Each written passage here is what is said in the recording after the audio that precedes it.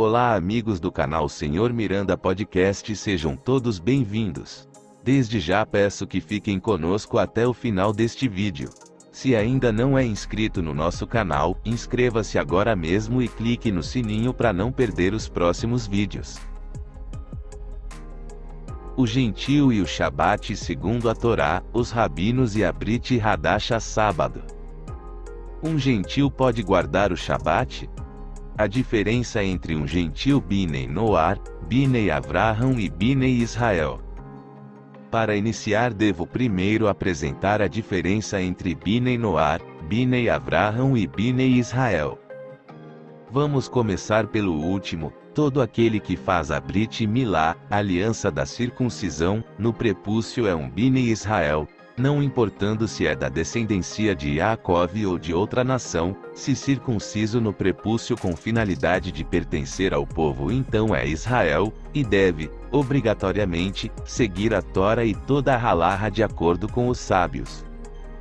Este é o povo santo, separado, para guardar a instrução do Eterno. Binei Noar é todo aquele que não pertence à descendência de Yaakov nem é circuncidado no prepúcio, então ele não tem obrigação alguma em guardar a Tora, muito menos a halahá. Restrições aos gentios. O Eterno ordenou exclusivamente aos judeus que observassem o Shabat, e os filhos de Israel guardaram o Shabat, ou, o Shabat será um sinal entre mim, o Criador, e vós, povo judeu. Assim sendo, os gentios, Goim, estão proibidos de guardá-lo, pois se o fazem estão transgredindo a lei, atribuindo para si o título de filho de Israel, sem de fato o ser e cometendo avodah zara, idolatria, pois estão adorando ao Criador de um modo que ele não determinou. Um não-judeu que descansar no Shabat é passível de pena capital, a não ser que seja peregrino entre os filhos de Israel. Talmud Babilônico, Sanhedrin 58b 59. Isso destinava-se a não impedir que os gentios, que servissem os judeus, pudessem executar as tarefas que estavam vedadas aos seus patrões nesse dia feriado. Guardar o Shabat é uma mitzvah proibida a um gentio. Um gentio que guarda o Shabat tem pena de morte. A proibição é baseada no versículo, dia e noite não cessaram, e explicaram os sábios que não cessaram, também se refere ao ser humano, ou seja, não somente as estações climáticas não irão cessar, mas Deus ordena também ao ser humano não cessar o seu trabalho. A proibição de guardar o Shabat significa de que um gentio é proibido de se abster por motivos religiosos dos 39 trabalhos que são proibidos aos judeus, como por exemplo acender fogo, ligar ou operar aparelhos elétricos, cozinhar, escrever, plantar, costurar, construir, transportar um objeto em recinto público, lavar roupas, etc. Um gentio que guardou o Shabat, mesmo sendo em outro dia da semana, como por exemplo segunda-feira, se ele o fez como dia de Shabat, tem pena de morte. De acordo com a halahá, o gentio não é obrigado a guardar o Shabat. Gênesis 2 versículo 2. E completou Elohim no dia sétimo a sua obra que fez, e descansou no dia sétimo de toda a sua obra que fez. Gênesis 2 versículo 3. E abençoou Elohim o dia sétimo e o santificou, porque nele descansou de toda a sua obra que criara e fizera. Segundo Hazal, o gentio não está obrigado ao Shabat, pois o Shabat foi dado apenas para o povo de Israel. Não obstante, segundo Yeshayahu Isaías 56, o gentio poderia guardar o Shabat, apesar de não estar obrigado a fazê-lo. Lembrando que esta profecia não pode ser aplicada para os nossos dias. Pois o próprio texto de Isaías 56 do versículo 3 ao 7 se refere a um período futuro onde o templo dos judeus estará de pé. Todos nós sabemos que o templo foi destruído no ano 70 depois de Cristo. O versículo 4 fala sobre os gentios que abraçam a aliança. ou seja gentio convertidos ao judaísmo e circuncidados, não qualquer gentio. A palavra casa, no versículo 5 se refere ao templo dos judeus. O versículo 6 faz a mesma referência ao dizer, estrangeiros que se chegam ao Senhor, ou seja, gentios convertidos ao judaísmo que passaram por todos os processos de conversão e que fizeram a circuncisão. O versículo 7 fala de casa de oração, holocaustos, sacrifícios, altar, etc., ou seja, uma referência às coisas que só podem ser realizadas com a existência do templo dos judeus de pé. Portanto, Isaías 56 não serve de argumento para que os gentios convertidos a Yeshua tenham que guardar o sábado em nossos dias. Êxodo 31 versículo 16. Êxodo 31 versículo 17. E guardaram os filhos de Israel o Shabat, para fazer do Shabat uma aliança eterna por todas as gerações. Entre mim e os filhos de Israel é um sinal eterno, porque em 6 dias fez o Senhor os céus e a terra, e no 7º dia descansou e revigorou-se. No Talmud, no Tratado de Shabat 10b, diz, o santo, bendito seja ele, disse a Moisés, tenho um bom presente em minha casa do tesouro e Shabat é o seu nome, e procuro entregá-lo a Israel. Vá informá-los sobre isso.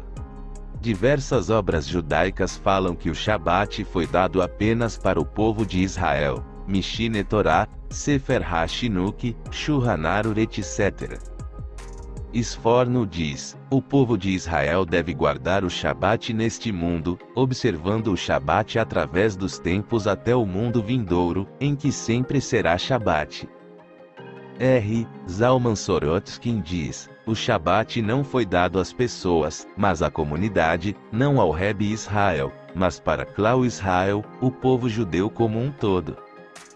O Shabat é a companheira do povo de Israel, e portanto cada judeu é obrigado a advertir os outros a preservá-lo.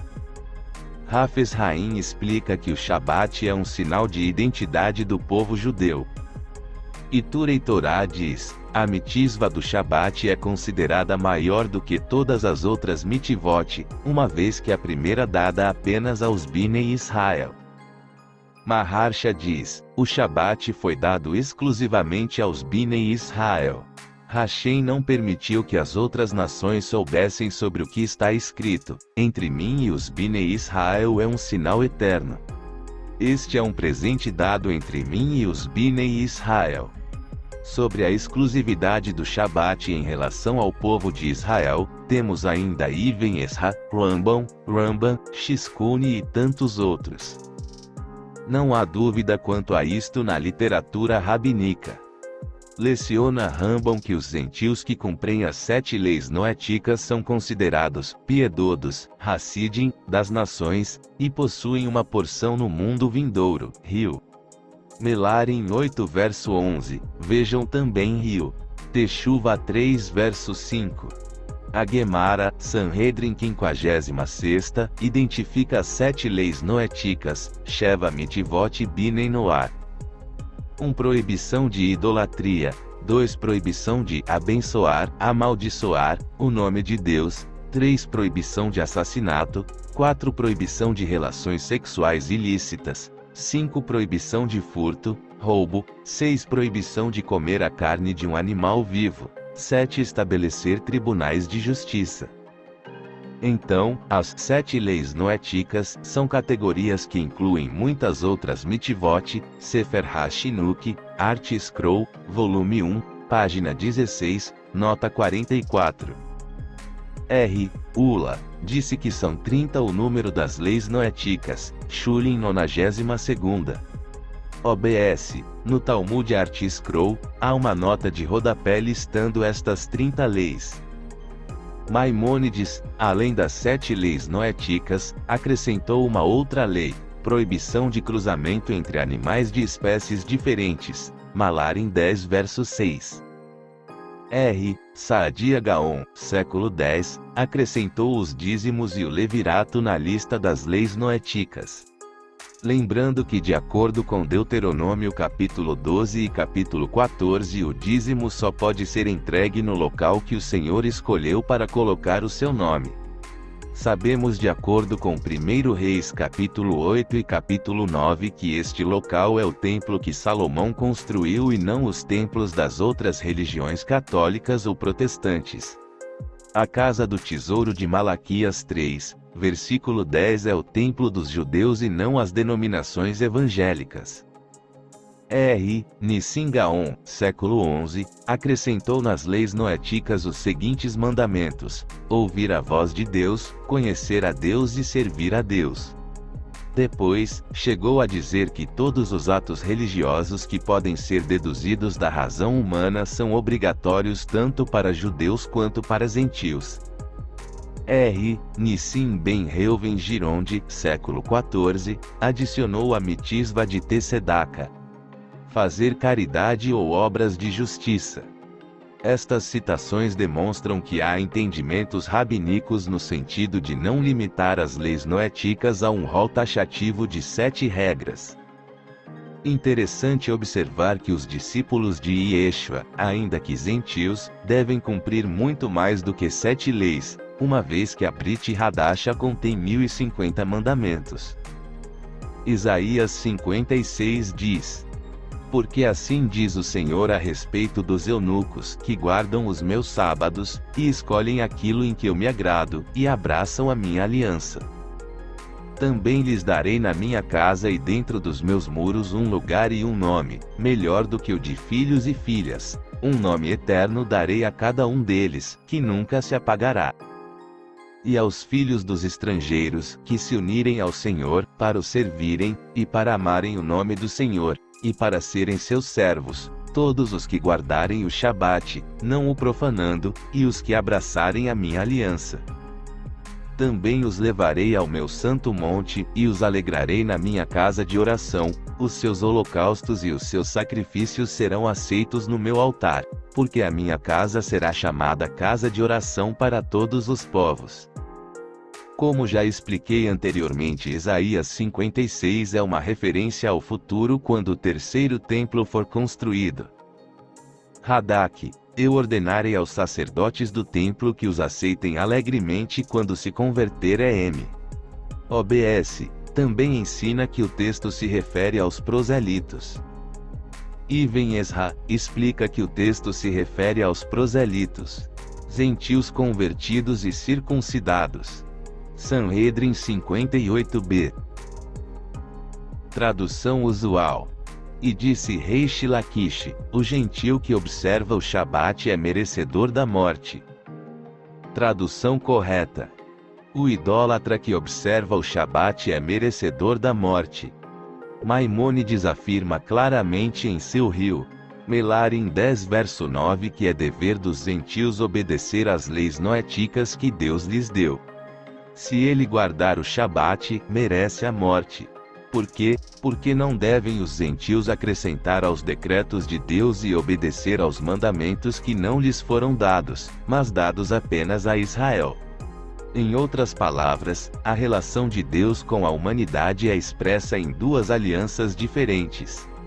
No mundo gentil, a aliança de Deus são os 7 mandamentos. Com Israel, a aliança de Deus é a Torá e, especialmente, o Shabat. Atos 15.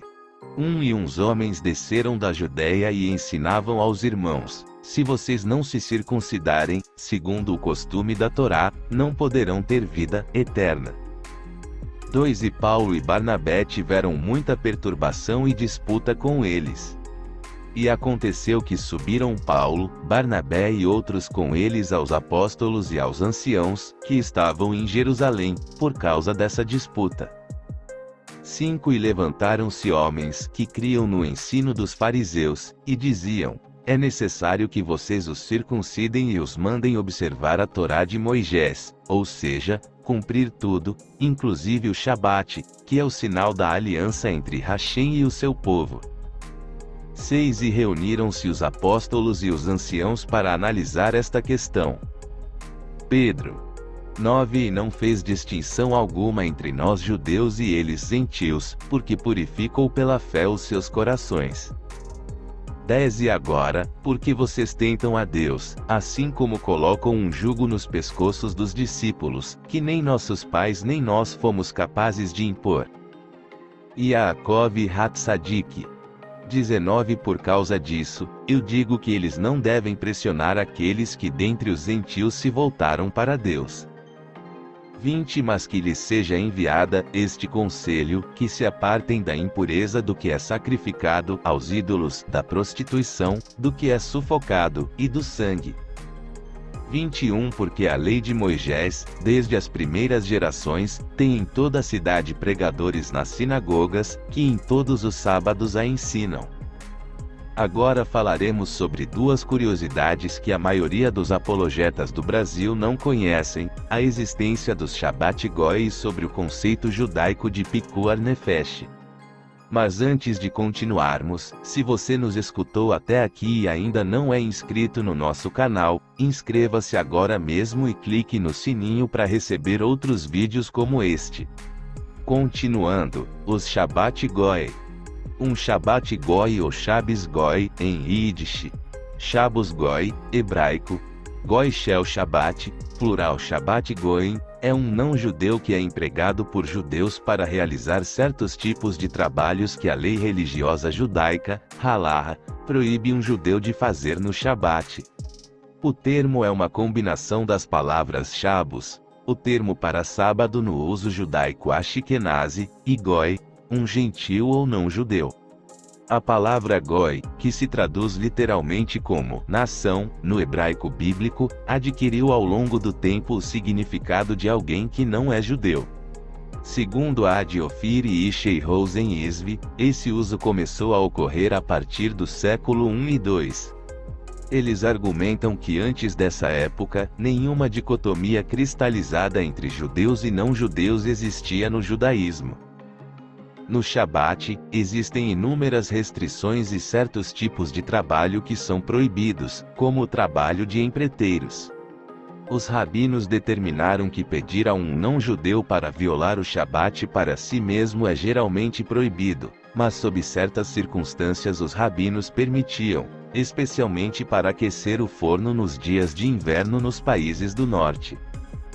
Um Shabbos Goi não é necessário onde a vida está em jogo, ou seja, nos casos de Pikuar Nefesh, falaremos sobre isso mais tarde.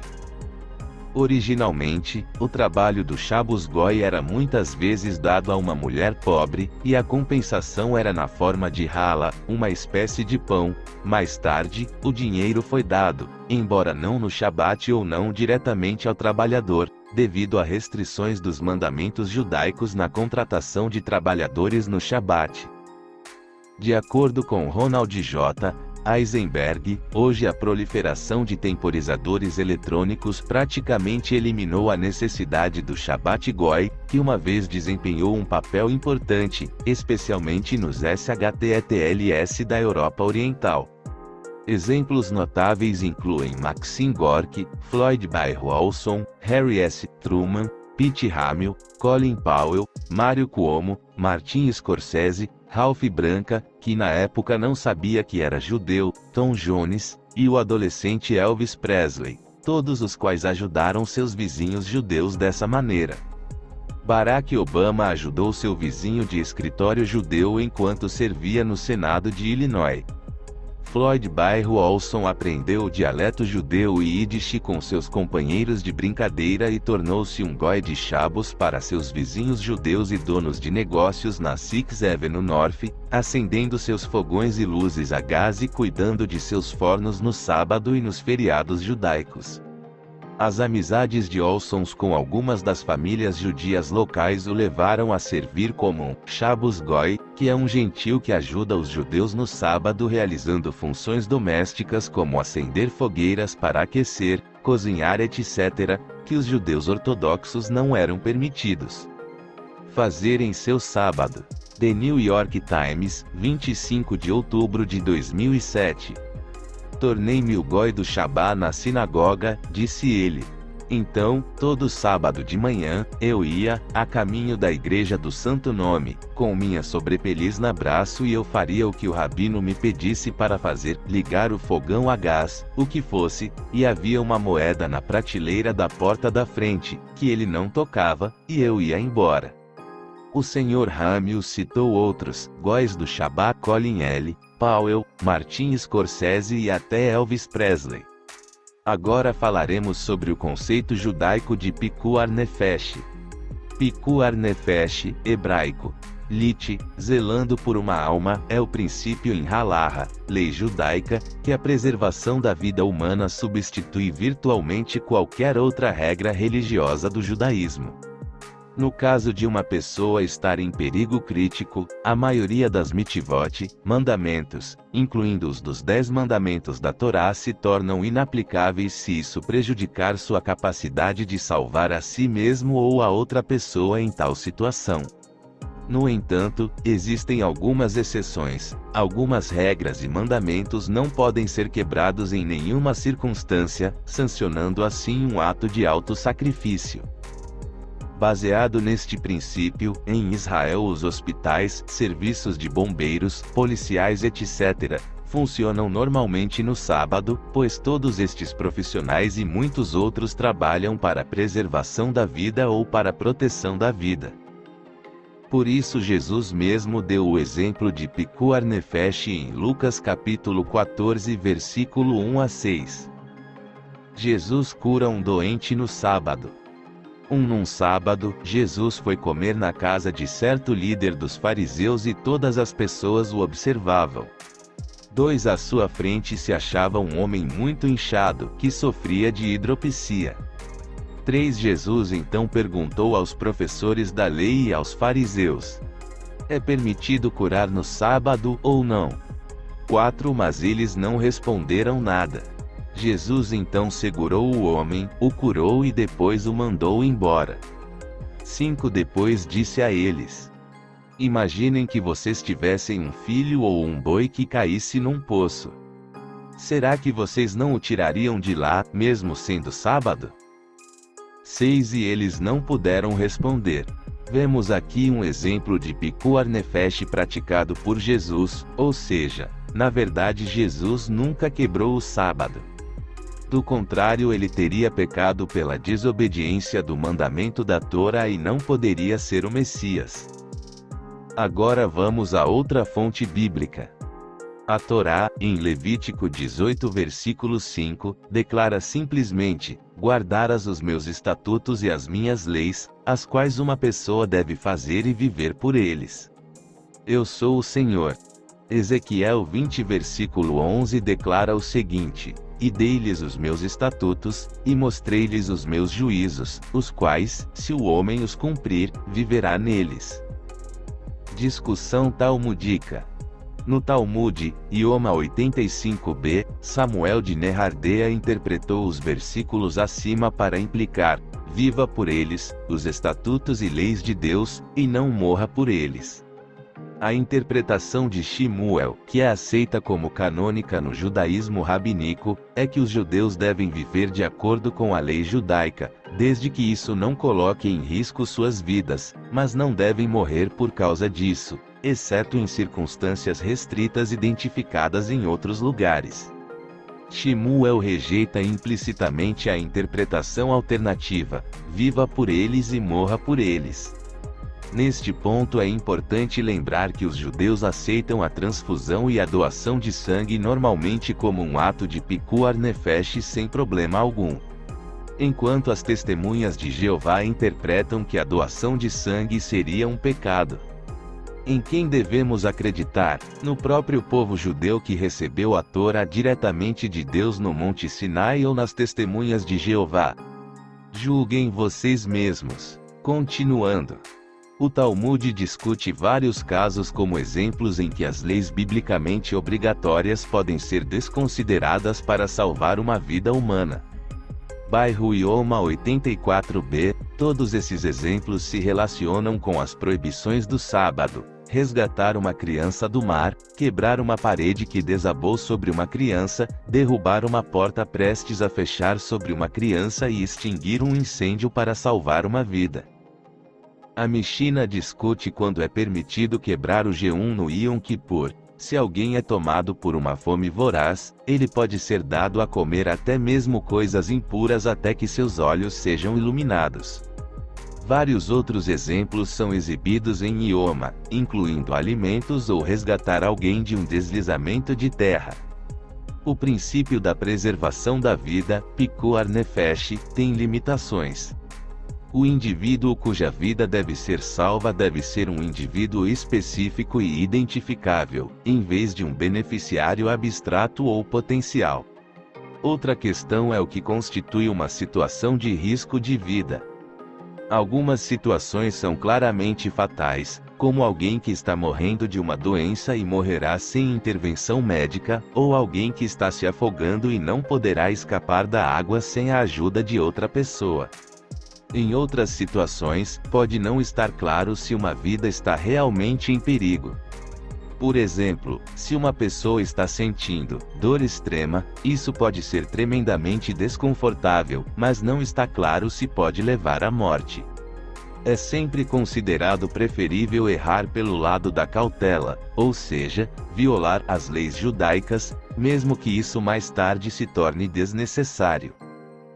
No caso de incerteza, se não for possível determinar se uma situação é ou não de risco de vida, a situação deve ser considerada como de risco de vida até que se prove o contrário, permitindo assim a tomada de medidas.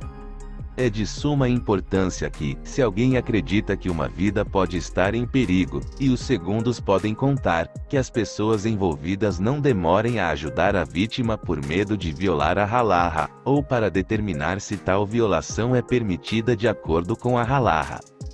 Se alguém agir em violação da halaha para salvar uma vida quando acredita que a situação é uma ameaça à vida, mas depois descobre que não houve ameaça à vida humana, não pecou e não deve se sentir culpado por ter feito tal erro.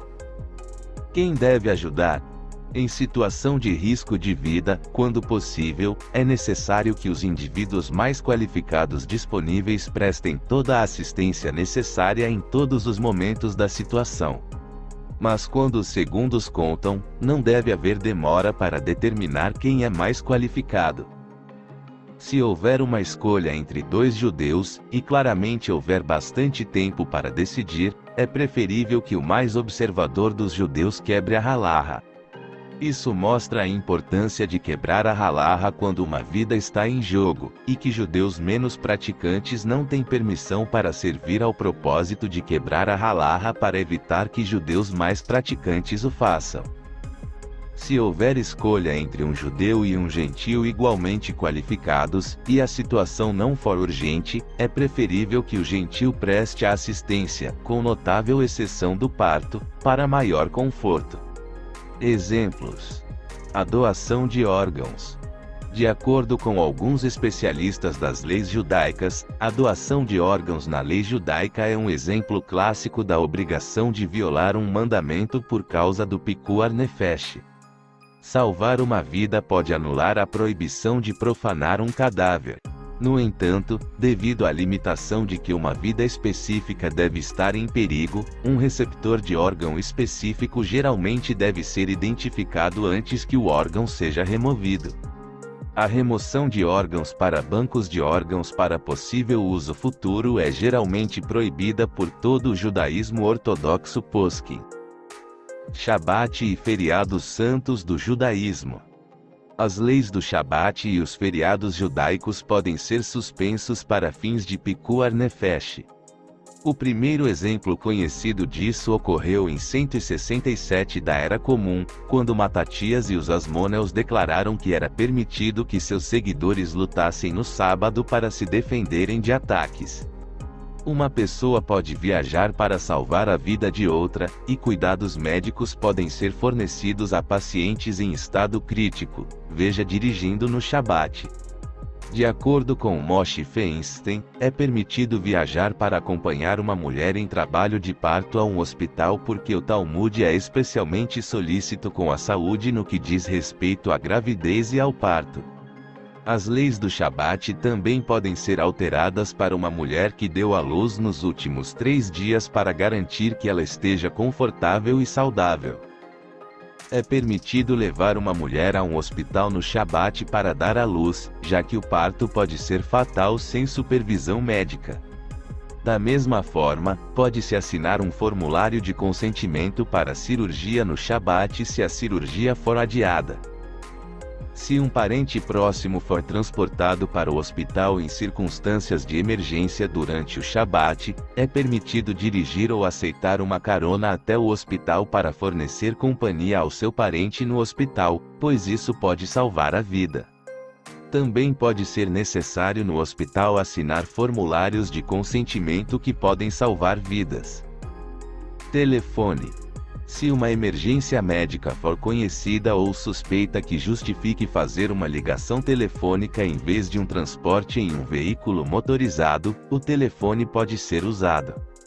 Se a situação for de menor grau de urgência, o receptor deve ser retirado e os botões pressionados de forma shinui, ou de maneira incomum, por exemplo, usando o cotovelo ou os nós dos dedos, ou um lápis. Se a pessoa envolvida estiver esperando o retorno de uma ligação para tratar do problema, é permitido atender o telefone, e se outra pessoa não envolvida tiver feito a ligação, a pessoa envolvida deverá informar, por exemplo, que está aguardando uma ligação de um médico. Sobre trabalhar. É permitido para alguém cuja profissão é salvar vidas, como um médico, enfermeiro ou técnico de emergência médica, trabalhar no Shabat para salvar vidas. É permitido até mesmo que tal profissional use um telefone ou pager para ser alertado sobre sua necessidade de um ato de salvamento ou para comunicar informações de salvamento, ou para viajar por qualquer meio necessário para o local onde o ato potencialmente salvador será realizado.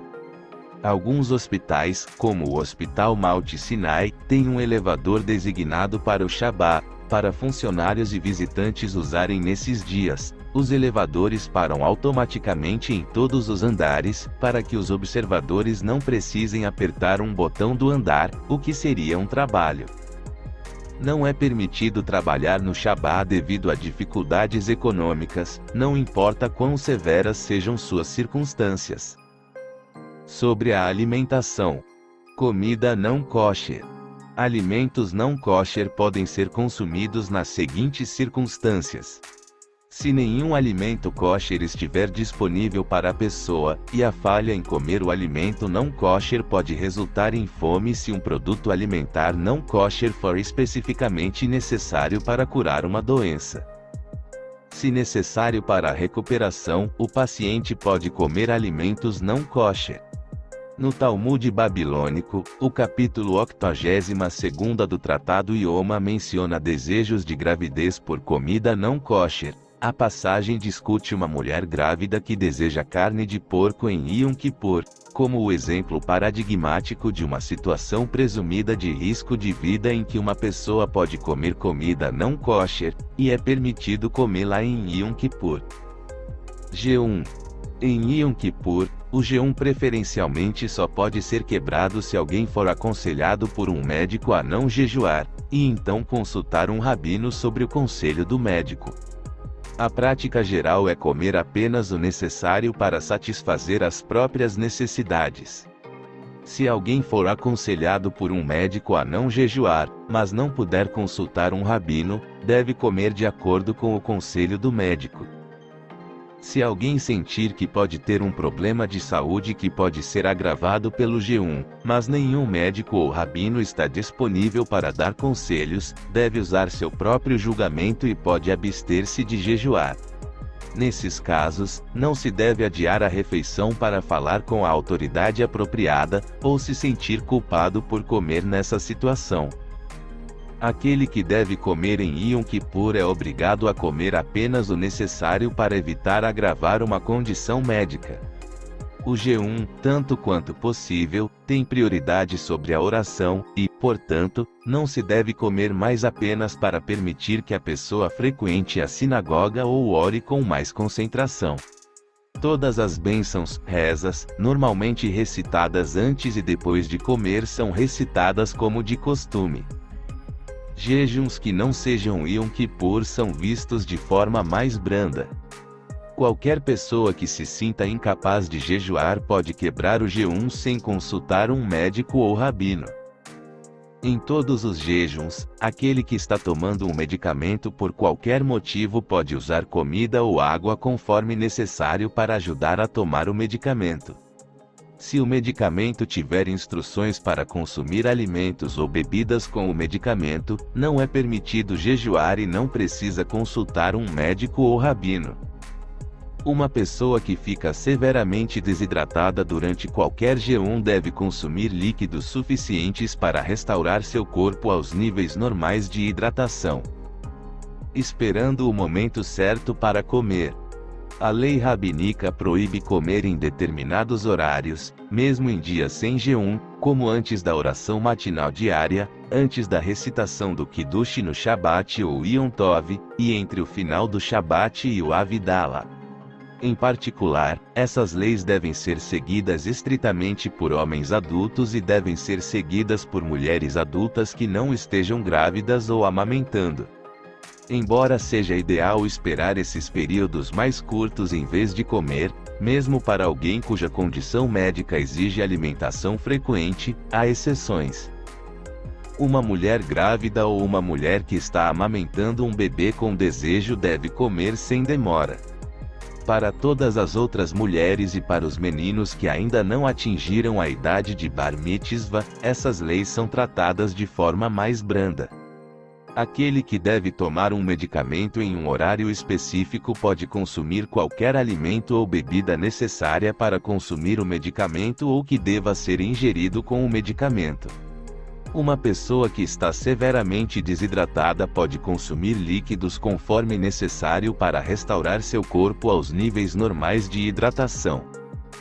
Uma pessoa que não tem forças para realizar o serviço necessário sem alimentação pode comer a quantidade mínima necessária para realizar o serviço com kavana. Intenção, exceções. Existem algumas leis judaicas que não podem ser violadas, mesmo quando a vida está em perigo. Nesses casos, uma vida deve ser sacrificada, em vez de uma halarra ser quebrada. Esses incluem relações sexuais proibidas. Atos sexuais proibidos não podem ser praticados, mesmo que sejam necessários para salvar uma vida. Esses atos incluem adultério, homossexualidade, incesto, zoofilia. Embora o casamento interreligioso não seja permitido no judaísmo ortodoxo, mesmo no caso de Pikuar Nefesh, o casamento de Esther com o rei da Pérsia não é considerado pecado, porque ela permaneceu passiva e arriscou sua vida para salvar a de todo o povo judeu. Assassinato. Qualquer ato que cause intencionalmente a morte de outra pessoa, considerado um ato de assassinato, que ferir uma pessoa, de modo que o potencial de morte por causa dos ferimentos seja alto, ou que de outra forma crie uma situação perigosa que provavelmente colocará um ou mais vidas em risco, não é permitido para a preservação da vida. Exemplos proibidos são: colheita de órgãos do corpo de uma pessoa que está claramente viva, doação de órgãos ao vivo, onde o risco de morte para o doador é extremamente alto. Se o risco for baixo, a doação é permitida. Dirigir em alta velocidade para chegar a um hospital se um acidente com um motorista inocente for quase certo, exceções à regra contra o assassinato. Uma exceção em que é permitido matar outra pessoa é o caso de um rodef, agressor, que pode ser morto para salvar a vida de si mesmo ou de outra pessoa. Isso permite assassinatos em tempo de guerra e assassinatos em legítima defesa, ou para salvar outra pessoa de um agressor no judaísmo. O aborto também é permitido na lei judaica se o feto estiver colocando em risco a vida da mãe, porque o feto é então considerado um roedef.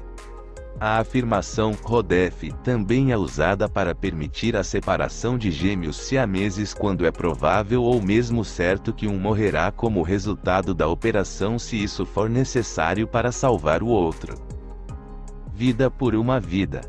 Embora não seja permitido dar automaticamente a própria vida para salvar a vida de outro, um ato de suicídio, proibido na lei judaica, pode-se arriscar a própria vida para salvar a vida de outro. É, no entanto, proibido colocar a própria vida em mais risco do que a outra pessoa já está. Não se pode colocar a vida de outrem em perigo, especialmente contra a vontade dessa pessoa, para salvar a própria vida ou a de outro. Os estudiosos há muito questionam se o roubo é permitido ou não para salvar uma vida. A maioria concluiu que roubar o sustento de uma pessoa pobre é proibido sob circunstâncias de risco de vida, uma vez que a vida de uma pessoa pobre que perde mesmo uma pequena parte de seu sustento é considerada em perigo. Além disso, operar um negócio ou operação similar que intencionalmente roube ou defraude os pobres de todo ou qualquer parte de seu sustento é estritamente proibido, mesmo para salvar uma vida. Roubar ou fraudar uma grande empresa, organização ou governo é proibido se os pobres sofrerem como resultado da perda desses fundos pela empresa, organização ou governo. Se uma empresa sofre a perda de dinheiro devido a fraude ou roubo, pode repassar as perdas para os clientes aumentando seus preços e, como resultado, os pobres podem ter que gastar mais. O mandamento de salvar a vida também pode ter referência a argumentos éticos em relação à tortura. Exemplos contemporâneos. Uma delegação da Zaka, uma equipe de resgate composta por judeus ultra-ortodoxos, trabalhou na capital haitiana de Porto Príncipe logo após o terremoto de 2010 no Haiti. Eles tiveram tempo para recitar as orações do Shabá e continuaram a trabalhar durante todo o Shabá. Fizemos de tudo para salvar vidas, apesar do Shabá. As pessoas perguntavam, por que você está aqui?